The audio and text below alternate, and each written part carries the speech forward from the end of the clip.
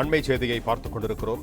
காஞ்சிபுரத்தில் 4 நாட்களுக்கு முன்னர் கொடூரமாக தாக்கப்பட்ட பெண் உயிரிழந்த நிலையில் குற்றவாளிகள் ஏன் கைது செய்யப்படவில்லை என்று அண்ணாமலை கேள்வி எழுப்பியிருக்கிறார். இதுகுறித்து கூடுதல் விவரங்களோடு இணைகிறார் எமது செய்தியாளர் ராஜகுமாரன். வணக்கம் ராஜகுமாரன், உங்களிடம் இருக்கும் தகவல்கள் சொல்லுங்கள்.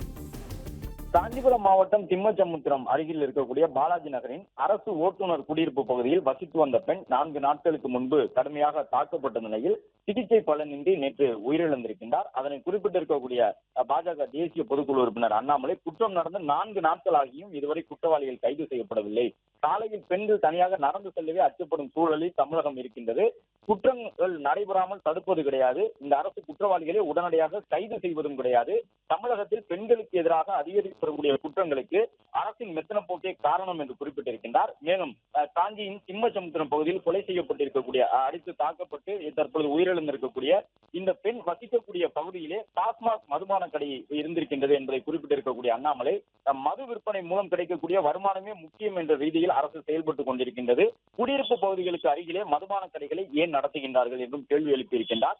திமுகவினரின் வருமானத்துக்காக பொதுமக்களுடைய உயிரை பலி கொடுக்க வேண்டுமா என்று கேள்வி எழுப்பியிருக்கக்கூடிய அண்ணாமலை, திம்மச்சமுத்திரத்தில் பெண்ணினுடைய மரணத்திற்கு காரணமான குற்றவாளிகள் உடனடியாக கைது செய்யப்பட வேண்டும். தமிழகம் முழுவதும் குடியிருப்பு பகுதிகளில் இருக்கக்கூடிய டாஸ்மாக் கடைகள் அனைத்தும் அகற்றப்பட வேண்டும் எனவும் வலியுறுத்தியுள்ளார்.